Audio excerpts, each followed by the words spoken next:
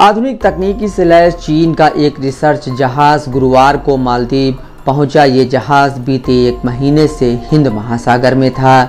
समाचार agency PTI के मुताबिक चीन के जहाज शियांग यांग होंग 3 मालदीव उस दिन पहुंचा है जब भारत और श्रीलंका के तटरक्षी जहाज भी सैन्याभ्यास के लिए इस क्षेत्र में पहुंचे हैं। भारत ने हिंद महासागर में जहाज को लेकर पहले भी चिंताएं जाहिर की थी और श्रीलंका से इस जहाज को कोलंबो पोर्ट पर रोकने से मना करने के लिए दबाव डाला था। मालदीव के मीडिया समूह एडिशन की रिपोर्ट के हवाले से पीटीआई ने लिखा है कि चीनी रिसर्च जहाज शियांग यांग होंग 3 गुरुवार को माले के पास पहुंचा है। दोपहर में जहाज को थिलाफुसी के पास देखा गया था। समाचार एजेंसी पीटीआई ने मालदीव की न्यूज़ वेबसाइट अधादू के हवाले से लिखा है, जनवरी में जब मालदीव के राष्ट्रपति मोहम्मद मोइजू ने चीन का दौरा किया था, उसके 24 घंटे के बाद चीन के जहाज ने अपनी यात्रा की शुरुआत की थी। मालदीव के एक्सक्लूसिव इकोनॉमिक जोन यानी EEZ में करीब एक महीने रहने के बाद ये जहाज 22 फरवरी को माले के पास दिखा है। इस रिपोर्ट में दावा किया गया है कि चीन का ये जहाज 22 जनवरी के बाद से ही रडार में कहीं नहीं दिख रहा था। माना जा रहा है कि जहाज के ट्रैकिंग सिस्टम को बंद कर दिया गया था। अदादू वेबसाइट से सैटेलाइट के जानकारों ने कहा है कि इस जहाज ने करीब एक महीना EEZ में गुजारा। मोइजू को चीन समर्थक माना जाता है। बीते साल नवंबर में मोइजू मालदीव के राष्ट्रपति बने थे। मोइजू ने चुनावों में इंडिया आउट का नारा दिया था। मालदीव में राष्ट्रपति बनने के बाद नेता अब तक भारत के दौरे पर आते रहे हैं, लेकिन मोइजू ने अब तक भारत का दौरा नहीं किया है। उन्होंने बीते दिनों चीन का अपना पहला आधिकारिक दौरा किया था। इससे पहले वो बीते साल नवंबर में उन्होंने तुर्की के राष्ट्रपति रेसेप तैयप अर्दोगान के निमंत्रण पर तुर्की का दौरा किया था। जहाज़ों की आवाजाही पर नज़र रखने वाली वेबसाइट मरीन ट्रैफिक के अनुसार शियांग यांग होंग 3 मालदीव के माले में खड़ा है। अमेरिका के थिंक टैंक ने आरोप लगाया है कि चीन जिसे वैज्ञानिक रिसर्च वाला जहाज बता रहा है, वो दरअसल समंदर से डेटा जुटा रहा है।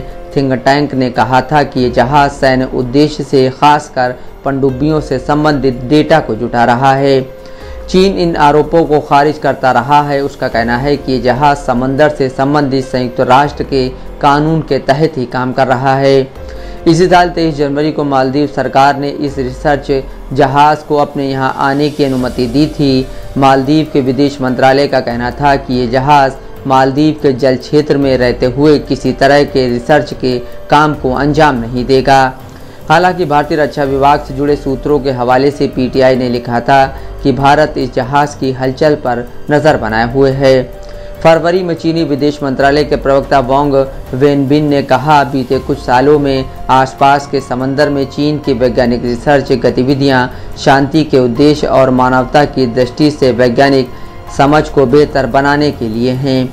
चीन के जहाज ने इससे पहले श्रीलंका के एक बंदरगाह पर उतरने की अनुमति मांगी थी, जिससे श्रीलंका ने इनकार कर दिया था। इस साल की शुरुआत में 5 जनवरी को श्रीलंका ने चीनी जहाज की एंट्री पर रोक लगाते हुए कहा कि विदेशी जहाज़ों के श्रीलंका के जल क्षेत्र में आने को लेकर उसने 1 साल की रोक लगाई हुई है।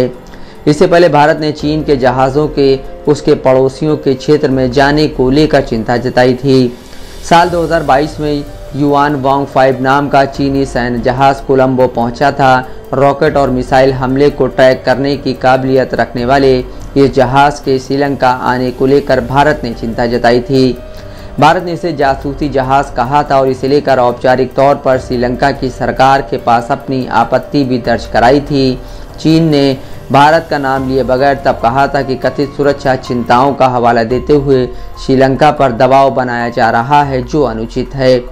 हिंद महासागर क्षेत्र में मालदीव भारत का अहम सहयोगी रहा है। मोदी सरकार की नेबरहुड फर्स्ट पॉलिसी और security and growth for all in the region जैसी मुहिम में उसे अहम जगह मिली हुई है। चीन की तरफ मालदीव का झुकाव भारत के लिए चिंता का विषय है। राष्ट्रपति बनने के बाद मोइजू ने भारत से उसके सभी सैनिक अपने यहाँ से बुलाने को कहा, लेकिन बीते दिनों भारतीय विदेश मंत्रालय ने कहा कि एक प्लेटफॉर्म के लिए 10 मार्च तक और बाकी 2 प्लेटफॉर्म के लिए 10 मई तक भारतीय सैनिकों को वापस बुला लिया जाएगा।